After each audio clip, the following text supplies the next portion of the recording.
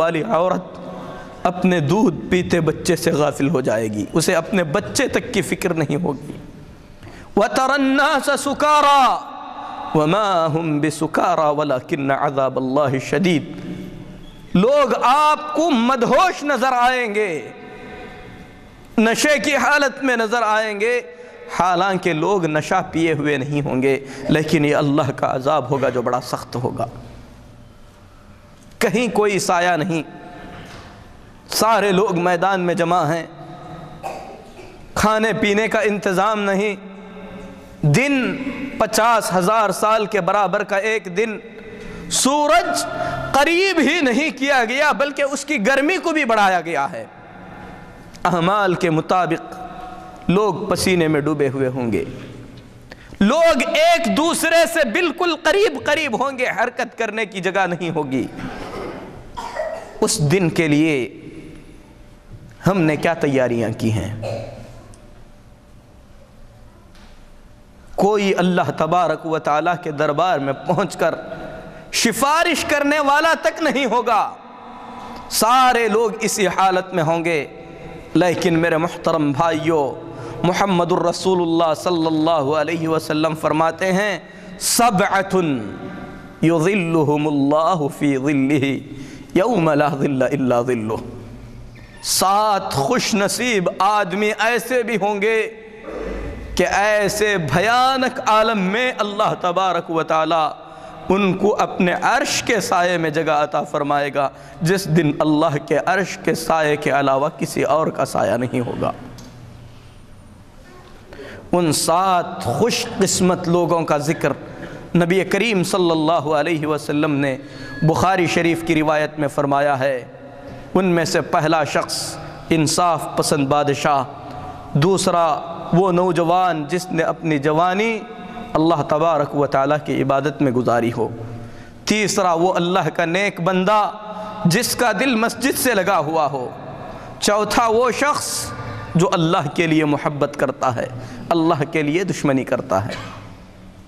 پانچواں وہ شخص جسے کوئی خوبصورت اچھے خاندان خوبصورت اور حسب و نسب والی عورت بدکاری کی دعوت دے تو وہ کہے کہ میں اللہ سے ڈرتا ہوں، چھٹا وہ شخص جس نے اپنے دہنے ہاتھ سے صدقہ کیا لیکن اس کا بایاں ہاتھ بھی جانتا نہیں ہے کہ اس نے کتنا دیا ہے، چھپا کر صدقہ کرنے والا، ساتواں وہ خوش قسمت آدمی جس نے تنہائی میں اللہ کو یاد کیا ہو اور اللہ رب العالمین کے خوف سے اس کی آنکھوں میں آنسو نکل آئے ہوں۔ یہ 7 قسم کے خوش نصیب افراد ایسے ہوں گے جن کے بارے میں نبی کریم صلی اللہ علیہ وسلم نے فرمایا قیامت کے دن جب کوئی سایہ نہیں ہوگا، اللہ تبارک و تعالیٰ اپنے عرش کے سائے میں انہیں جگہ عطا فرمائے گا۔ ان 7 خوش قسمت آدمیوں کی تفصیل انشاءاللہ اگلے خطبوں میں بیان ہوگی۔ ہم اللہ سے دعا کرتے ہیں کہ اللہ تعالی ہم تمام کو قیامت کی ہولناکی سے محفوظ رکھے۔ اللہ رب العالمین ہمارے جسموں کو جہنم پر حرام فرمائے، جنت الفردوس میں اللہ رب العالمین اپنی مہربانی سے ہمیں جگہ عطا فرمائے۔ اقول قولی ھذا واستغفر اللہ لی ولکم ولسائر المسلمین فاستغفروہ انہ هو الغفور الرحیم۔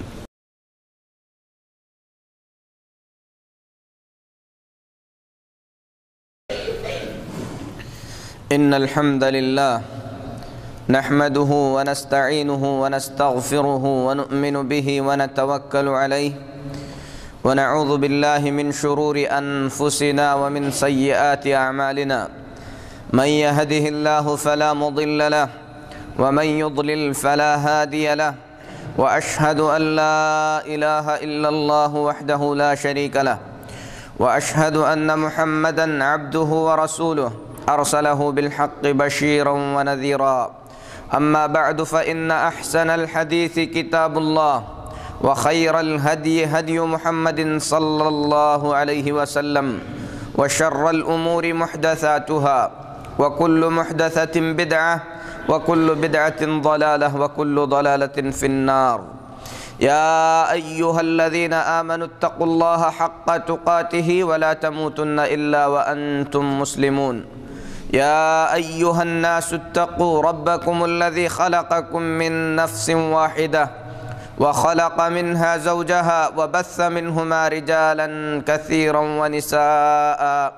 واتقوا الله الذي تساءلون به والأرحام إن الله كان عليكم رقيبا يا أيها الذين آمنوا اتقوا الله وقولوا قولا سديدا يصلح لكم أعمالكم ويغفر لكم ذنوبكم ومن يطع الله ورسوله فقد فاز فوزا عظيما أما بعد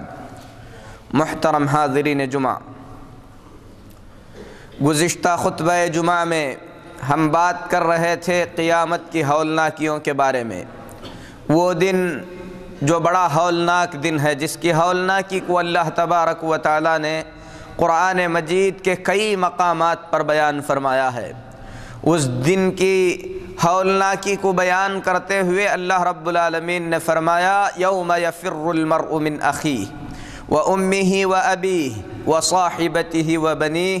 لكل امرئ منهم يومئذ شأن يغنيه۔ وہ دن ہوگا جس دن بھائی اپنے بھائی سے دور بھاگے گا،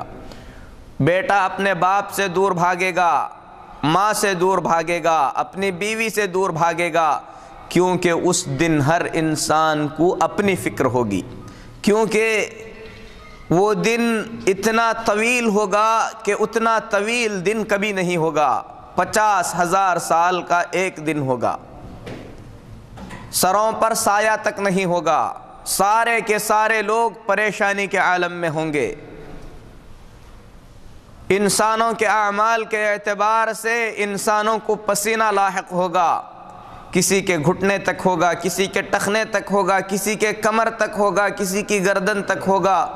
اور کچھ لوگ ایسے بھی ہوں گے جن کے منہ تک پہنچ کر پسینہ گردن کی شکل، لگام کی شکل اختیار کر چکا ہوگا۔ تو میرے محترم بھائیوں، ایسے حالات میں جب سورج قریب کر دیا گیا ہے، انسان پسینے میں غرق ہے، کوئی سایہ نہیں ہے، اللہ تبارک و تعالی 7 قسم کے خوش قسمتوں کو اپنے عرش کے سائے میں جگہ عطا فرمائے گا۔ حضرت ابو ہریرہ رضی اللہ تعالیٰ عنہ فرماتے ہیں رسول اللہ صلی اللہ علیہ وسلم نے فرمایا 7 یظلہم اللہ فی ظلہ یوم لا ظل الا ظلہ۔ 7 خوش قسمت ایسے ہوں گے جن کو اللہ رب العالمین اپنے عرش کے سائے میں جگہ عطا فرمائے گا۔ اس دن اللہ کے عرش کے سائے کے علاوہ کسی اور کا سایہ نہیں ہوگا۔ اللہ سے دعا ہے کہ اللہ رب العالمین اپنی مہربانی سے ہم کو قیامت کے دن اپنے عرش کا سایہ نصیب فرمائے۔ میرے محترم بھائیوں، ان 7 خوش قسمت لوگوں میں سے پہلا شخص جس کا تذکرہ محمد الرسول اللہ صلی اللہ علیہ وسلم نے فرمایا، کہا الامام العادل۔ پہلا خوش قسمت وہ ہے جو لوگوں کا ذمہ دار ہے، امام ہے اور عدل و انصاف کے ساتھ فیصلہ کرتا ہے، ان کے درمیان انصاف کرتا ہے۔ عدل عربی زبان میں حقیقت میں عدل سے ماخوذ ہے، عدل سے لیا ہوا کلمہ ہے، اور عدل کا مطلب ہوتا ہے سواری پر سامان رکھنے کے لیے دونوں طرف جو کجاوا لٹکایا جاتا ہے، سواری پر سامان رکھنے کے لیے دونوں طرف جو تھیلے لٹکائے جاتے ہیں، اس کو عدل کہتے ہیں، جس کا دونوں حصہ برابر کا ہوتا ہے، اور عدل کے معنی برابری اور انصاف کے ہیں۔ میرے محترم بھائیو، محمد الرسول اللہ صلی اللہ علیہ وسلم نے فرمایا الامام العادل۔ پہلا خوش قسمت وہ ہے جو عدل و انصاف کے ساتھ لوگوں کے درمیان فیصلہ کرے، لوگوں کا امام ہے، لوگوں کا ذمہ دار ہے، لوگوں کا بادشاہ ہے۔ علامہ حافظ ابن حجر عسقلانی رحمۃ اللہ علیہ فرماتے ہیں عدل کا مطلب، انصاف کا مطلب ہے الذی یتبع امر اللہ، ایسا شخص جو اپنے فیصلے میں اللہ رب العالمین کے حکم کا پاس و لحاظ رکھتا ہے، اللہ کے حکم کے مطابق فیصلہ کرتا ہے۔ یضع کل شیء موضعہ، ہر چیز کو اس کا مقام عطا فرماتا ہے، ہر شخص کو اس کا مقام دیتا ہے، اس کا حق دیتا ہے، اور اس کے اندر کسی بھی طریقے کی منمانی نہیں کرتا، کمی اور زیادتی نہیں کرتا۔ کسی بھی طریقے کا کوئی فیصلہ ہو، دو آدمیوں کے درمیان اگر فیصلہ کرنا ہے، اللہ کے حکم سے عدل و انصاف کے ساتھ فیصلہ کرنے والا عادل ہے۔ اور نبی کریم صلی اللہ علیہ وسلم نے فرمایا کہ عدل و انصاف کرنے والا حاکم، عدل و انصاف کرنے والا امام، عدل و انصاف کرنے والا بادشاہ قیامت کے دن اللہ رب العالمین کے عرش کے سائے میں ہوگا، جس دن اللہ کے عرش کے سائے کے علاوہ کسی اور کا سایہ نہیں ہوگا۔ قرآن پاک میں داؤد علیہ السلام کو انصاف کا حکم دیتے ہوئے اللہ نے فرمایا یا داؤد انا جعلناک خلیفۃ فی الارض فاحکم بین الناس بالحق۔ اے داؤد، ہم نے لوگوں پر آپ کو زمین میں خلیفہ بنایا ہے، جب آپ فیصلہ کریں لوگوں کے درمیان حق کے ساتھ فیصلہ کریں، ولا تتبع الہویٰ، اپنی منمانی نہ کریں، نفسانی خواہشات کی پیروی نہ کریں، کسی کے حق میں غلط فیصلہ نہ کریں، فَيُضِلَّكَ عَن سَبِيلِ اللَّهِ، اگر آپ ایسا کریں گے تو یہ چیز آپ کو اللہ کے راستے سے بھٹکا دے گی، گمراہ کر دے گی، آپ راہ حق سے بھٹک جائیں گے۔ إِنَّ الَّذِينَ يَضِلُّونَ عَن سَبِيلِ اللَّهِ لَهُمْ عَذَابٌ شَدِيدٌ، اللہ فرماتا ہے جو اللہ کے راستے سے بھٹک کر دوسرے کسی راستے پر چلے جاتے ہیں، ایسے لوگوں کے لیے اللہ رب العالمین نے بڑا عذاب تیار کیا ہے۔ عذاب شدید، بڑا عذاب، دردناک اور بڑا عذاب تیار کیا ہے۔ بما نسوا یوم الحساب، یہ اس لیے ہے کہ وہ لوگ اللہ تبارک و تعالیٰ کو بھول گئے تھے۔ حساب کے دن اللہ رب العالمین انہیں دردناک عذاب عطا فرمائے گا۔ اسی طریقے سے عام لوگوں کو حکم دیتے ہوئے اللہ نے فرمایا وَأَقْسِطُوا فَإِنَّ اللَّهَ يُحِبُّ الْمُقْسِطِينَ، لوگوں جب فیصلہ کرو انصاف کے ساتھ فیصلہ کرو، کیونکہ اللہ تبارک و تعالیٰ انصاف کرنے والوں سے محبت کرتا ہے، انصاف کرنے والوں کو اللہ پسند کرتا ہے۔ اور نبی کریم صلی اللہ علیہ وسلم کو حکم دیتے ہوئے فرمایا جو حکم نبی کو ہوتا ہے وہی حکم آپ کی امت کو ہوتا ہے۔ اللہ نے فرمایا وَإِنْ حَكَمْتَ فَاحْكُمْ بَيْنَهُمْ بِالْقِسْطِ، اے نبی صلی اللہ علیہ وسلم اگر لوگوں کے درمیان آپ کو فیصلہ کرنا پڑے انصاف کے ساتھ فیصلہ کریں، إِنَّ اللَّهَ يُحِبُّ الْمُقْسِطِينَ، کیونکہ انصاف کرنے والوں کو اللہ تبارک و تعالی پسند فرماتا ہے۔ لیث بن سعد رحمۃ اللہ علیہ ایک جلیل القدر امام ہیں، امام مالک، امام احمد بن حنبل کے جیسا مرتبہ رکھتے ہیں۔ ان کی ملاقات ہارون رشید سے ہوئی جو اس وقت کے امیر المؤمنین اور اس وقت کے خلیفہ اور بادشاہ تھے۔ ہارون رشید نے لیث بن سعد رحمۃ اللہ علیہ سے فرمایا کہ مجھے کچھ نصیحت کیجئے، کچھ بھلی باتیں بتلائیے۔ لیث بن سعد رحمۃ اللہ علیہ نے کہا یا امیر المؤمنین اعلم انہ رأس العین یأتی من القدر، اے امیر المؤمنین یہ جان لیجئے کہ چشمہ جہاں سے پھوٹتا ہے وہیں سے صفائی یا گندگی نکلتی ہے، اگر وہاں سے گندگی نکلے تو سارا پانی گندا ہو جائے گا۔ آپ لوگوں کے لیے چشمے کے مانند ہیں، جب لوگوں کے درمیان فیصلہ کریں تو عدل و انصاف کے ساتھ فیصلہ کریں۔ میرے محترم بھائیو، یہاں غور کرنے کی بات ہے کہ محمد الرسول اللہ صلی اللہ علیہ وسلم نے جب 7 خوش قسمت افراد کا تذکرہ فرمایا جن کو قیامت کے دن اللہ عرش کے سائے میں جگہ عطا فرمائے گا، تو سب سے پہلا ذکر محمد الرسول اللہ صلی اللہ علیہ وسلم نے امام عادل، انصاف کے ساتھ فیصلہ کرنے والے حکمران، حاکم اور ذمہ دار کا ذکر فرمایا۔ کیوں؟ اس لیے کہ اس کے عدل و انصاف سے دنیا کے اندر، مجتمع کے اندر، ماحول کے اندر خیر ہی خیر آتا ہے۔ اگر فیصلہ کرنے والے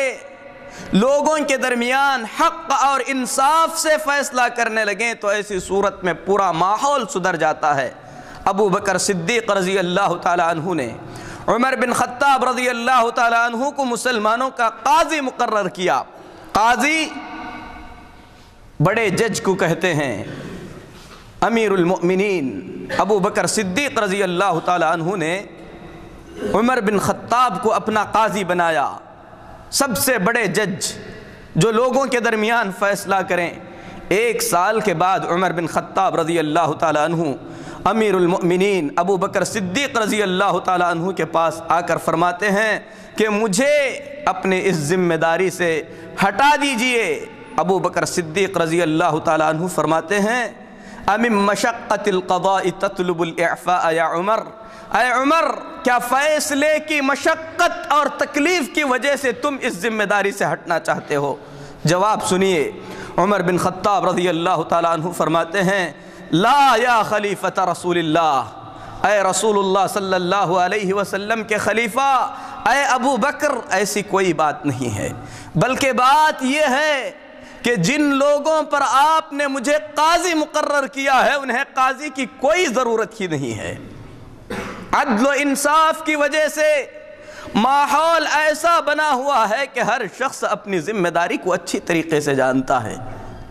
جب کوئی قضیہ آتا بھی ہے تو کوئی اپنے حق سے بڑھ کر مطالبہ نہیں کرتا، لوگ اپنے ظلم کا خود آگے بڑھ کر اعتراف کر لیتے ہیں۔ بھلا ایسے مجتمع میں، ایسی سوسائٹی میں، ایسے ماحول میں کسی قاضی کی ضرورت کیا ہو سکتی ہے؟ میرے محترم بھائیوں، ایسا کیوں ہوا؟ اس لیے ہوا کہ ابو بکر صدیق رضی اللہ تعالیٰ عنہ نے جب خلافت کی ذمہ داری کو اٹھانے کے بعد لوگوں کے درمیان خطبہ دیا۔ خطبے میں امیر المؤمنین ابو بکر صدیق رضی اللہ تعالیٰ عنہ نے فرمایا تھا کہ لوگوں، جب تک میں اللہ اور اس کے رسول صلی اللہ علیہ وسلم کی اطاعت کروں تم بھی میری اطاعت کرنا۔ اگر مجھ میں کسی بھی طریقے کا ٹیڑھا پن محسوس کرنا تو مجھے سیدھا کرنے کی کوشش کرنا۔ جن کا حکمران، جن کا راعی، جن کا خلیفہ اس طریقے کا ہو، جو عدل و انصاف سے چلتا ہو، ایسے لوگوں کے لیے کسی قاضی یا کسی فیصلہ کرنے والے کی بھلا کیا ضرورت ہو سکتی ہے؟ عمر بن خطاب رضی اللہ تعالیٰ عنہ نے اپنے دور خلافت میں مدینہ طیبہ کے اندر موٹے تازے اونٹ دیکھے، کہا کہ یہ کس کے اونٹ ہیں؟ کسی نے کہا کہ امیر المؤمنین یہ آپ کے فرزند عبداللہ کے اونٹ ہیں۔ کہا کہ عبداللہ کے اتنے موٹے تازے اونٹ کہاں سے ہو سکتے ہیں؟ فوراً اپنے بیٹے کو بلاتے ہیں، کہتے ہیں کہ بیٹا کیا ماجرا ہے؟ کہتے ہیں اے امیر المؤمنین، اے ابا جان، عام لوگوں کی طرح میں نے اونٹ خرید کر پالے ہیں، یہ میرے اپنے اونٹ ہیں۔ امیر المؤمنین فرماتے ہیں کہ لوگوں نے جب دیکھا ہوگا کہ امیر المؤمنین کا بیٹا ہے تو اپنی چراگاہیں تمہارے لیے کھول دی ہوں گی، تم نے اپنے باپ کے امیر ہونے کا فائدہ اٹھایا ہوگا، اس میں مسلمانوں کا حق ہے، جاؤ ان اونٹوں کو بیچو، جو اپنا راس المال ہے لے لینا، باقی مال کو بیت المال میں جمع کر دینا۔ عدل و انصاف کی مثال تقریباً دنیا پر مسلمانوں کا حاکم بن چکے تھے، لیکن میرے محترم بھائیوں کھانا کیا تھا؟ آپ کے سفر کے ساتھی بیان فرماتے ہیں کہ جب ہم امیر المؤمنین عمر بن خطاب رضی اللہ تعالیٰ عنہ کے ساتھ کھانے کے لیے بیٹھے، عمر نے اپنا کھانا نکالا، روٹی کے سوکھے ٹکڑے تھے، زیتون کا تیل تھا، اللہ کی قسم زبردستی بھی ہم اس کھانے کو نگل نہیں پاتے تھے۔ یہی کھانا عمر بن خطاب رضی اللہ تعالیٰ عنہ کی زندگی کا کھانا تھا۔ جب بادشاہوں کے قاصد مدینہ طیبہ میں پہنچتے، مسلمانوں کے خلیفہ کا محل تلاش کرتے تھے تو عمر بن خطاب رضی اللہ تعالیٰ عنہ کو مسجد میں کسی بوسیدہ چٹائی پر لیٹا ہوا پاتے تھے۔ اسی طریقے سے روم کے قاصد نے جب عمر بن خطاب رضی اللہ تعالیٰ عنہ کو دیکھا کہ اپنے کوڑے کو اپنا تکیہ بنا کر بوسیدہ حصیر پر بغیر کسی پہرے دار کے لیٹے ہوئے ہیں، آرام کی نیند سو رہے ہیں، اس کے آنکھوں میں آنسو آ گئے۔ اس کو دیکھی ہوئی بات پر یقین نہیں آ رہا تھا، کیونکہ اس نے اپنے بادشاہوں کے دربار میں آن و شان دیکھی تھی، ٹھاٹ باٹ دیکھی تھی۔ اس نے دیکھا تھا کہ بادشاہ کے ارد گرد پہرا لگا رہتا ہے۔ کھڑے ہو کر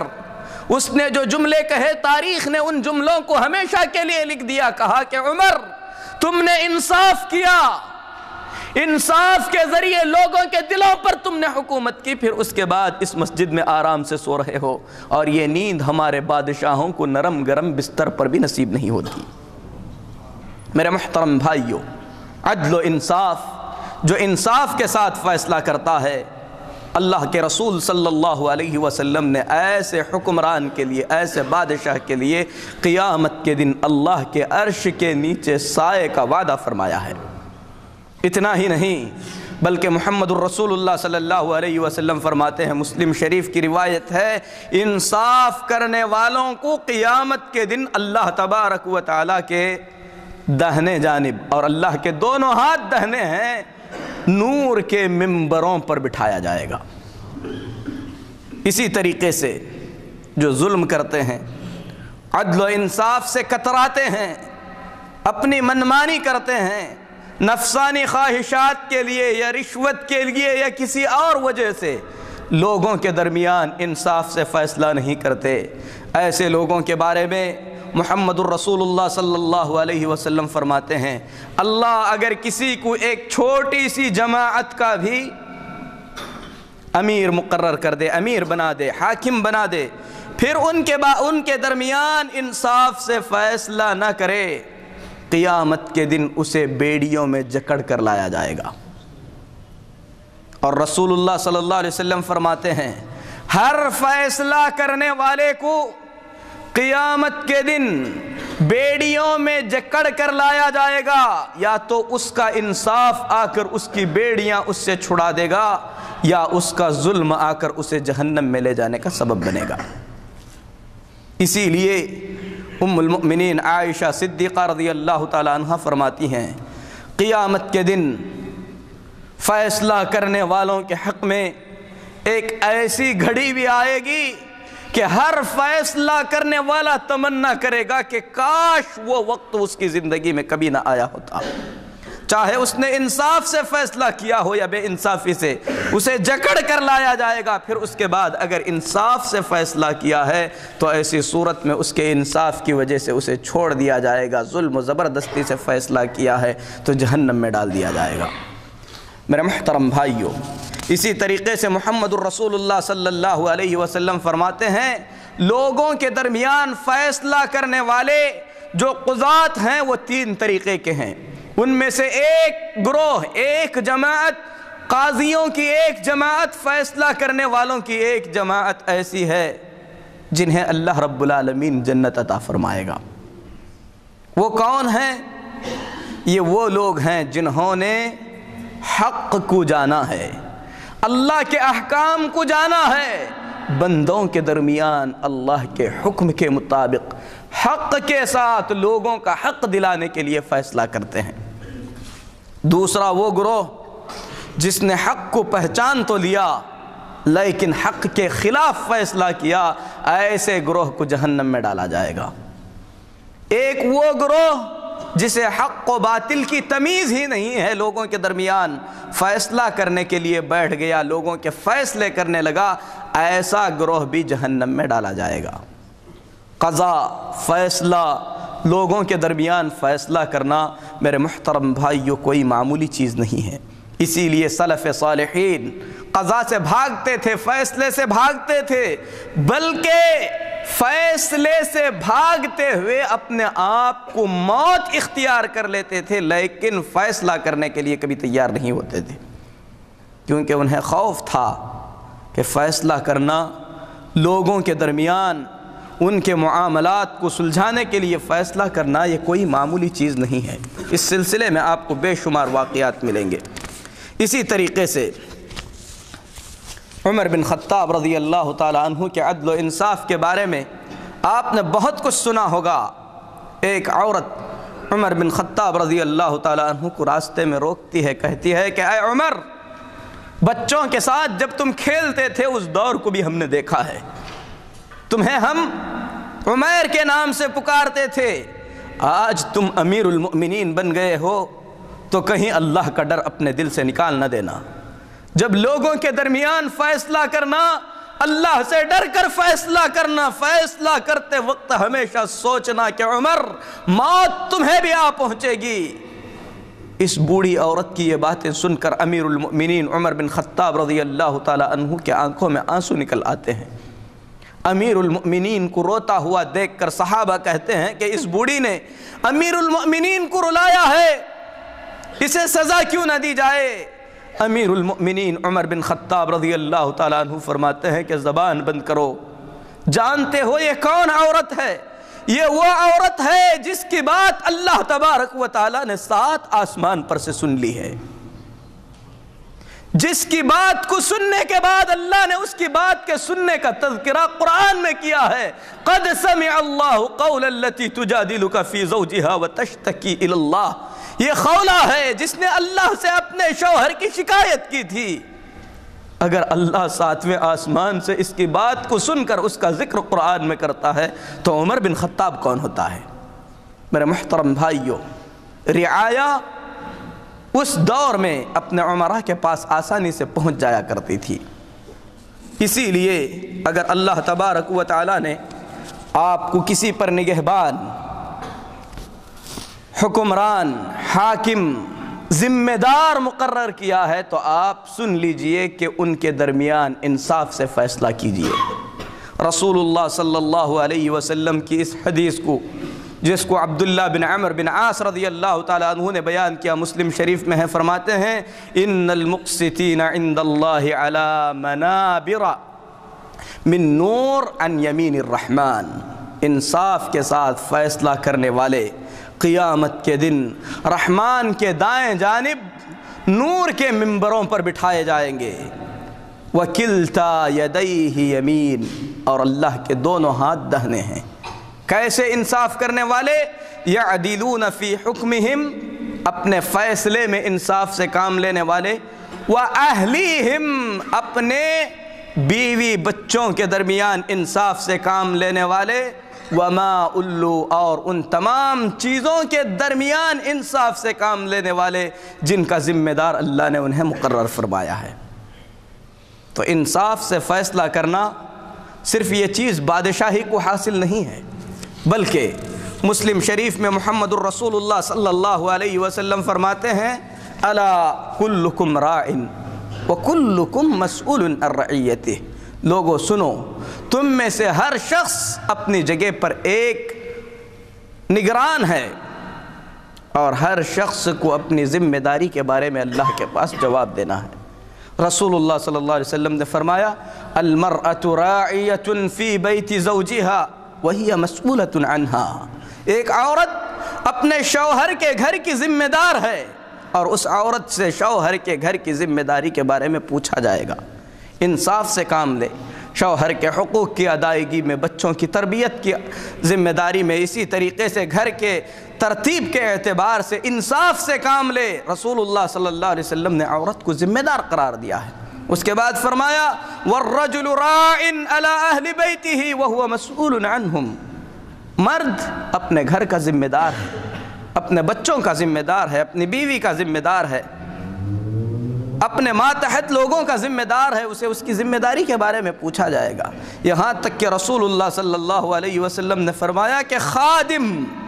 خدمت کرنے والا، نوکر اور غلام اپنے مالک کا ذمہ دار ہے، اسے اس کی ذمہ داری کے بارے میں سوال کیا جائے گا۔ امام عادل،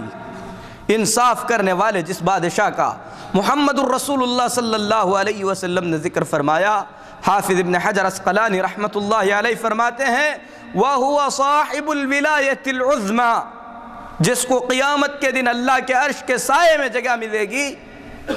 یہ تو انصاف کرنے والا بادشاہ جو مسلمانوں کا عام ذمہ دار ہے وہ ہو سکتا ہے، لیکن اللہ نے اگر کسی مسلمان کو کسی مسلمان کا ذمہ دار بنایا ہے، ہر ذمہ دار اس بات کے اندر شامل ہو جاتا ہے۔ اور علامہ ابن عبد البر رحمۃ اللہ علیہ فرماتے ہیں اگرچہ کہ رسول اللہ صلی اللہ علیہ وسلم نے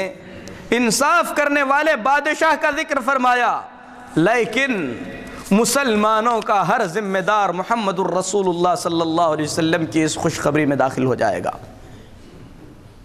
کیونکہ رسول اللہ صلی اللہ علیہ وسلم نے انصاف کرنے والا امام کہا اور ہر ذمہ دار اس میں داخل ہو سکتا ہے۔ اسی لیے اگر اللہ تبارک و تعالی نے کسی کو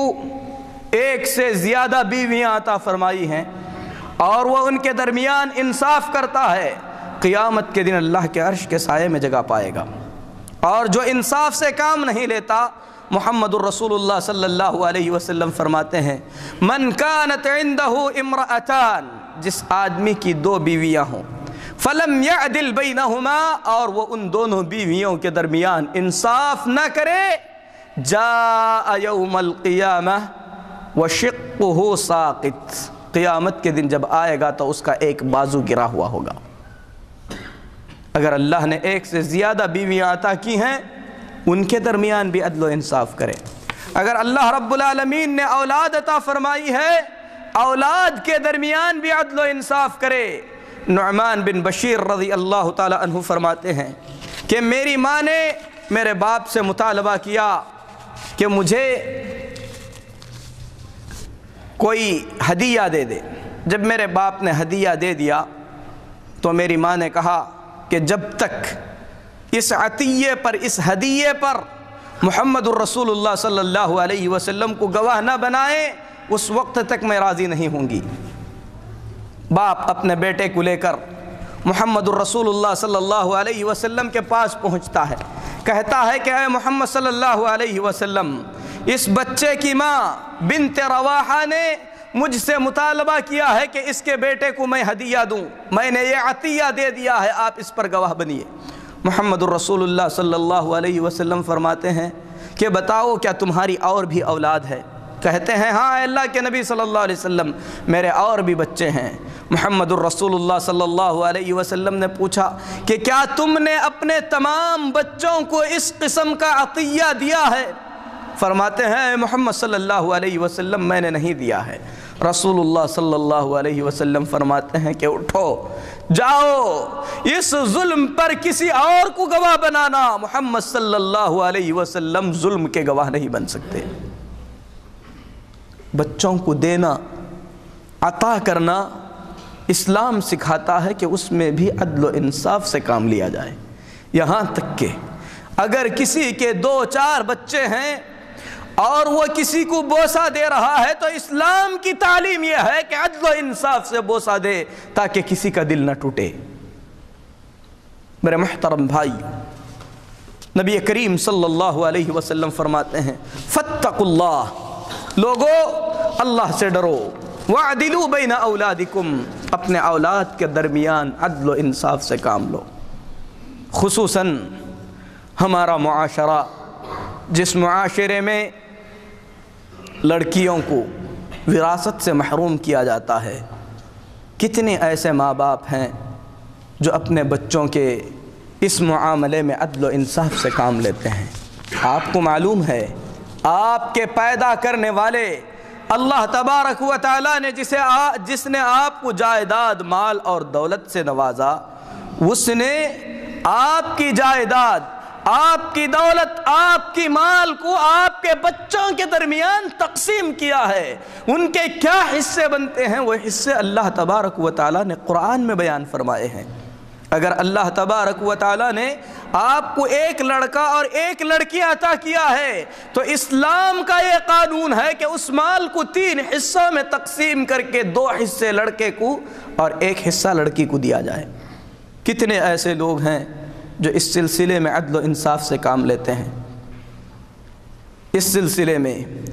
محمد الرسول اللہ صلی اللہ علیہ وسلم کی ایک حدیث سن لیجئے۔ رسول اللہ صلی اللہ علیہ وسلم فرماتے ہیں، حضرت ابو ہریرہ رضی اللہ تعالیٰ عنہ حدیث کے راوی ہیں، رسول اللہ صلی اللہ علیہ وسلم نے فرمایا ان الرجل لیعمل بعمل اہل الخیر 70 سنہ، کوئی انسان 70 سال تک، یعنی پوری زندگی نیکیوں کے کام کرتا ہے، اچھے کام کرتا ہے، اہل خیر کے کام کرتا ہے۔ فَإِذَا أَوْصَى وَصِيَّةً حَافَ فِي وَصِيَّتِهِ، لیکن جب قبر کے قریب پہنچتا ہے، موت کے قریب پہنچتا ہے، وصیت لکھاتا ہے تو اپنی وصیت کے اندر ظلم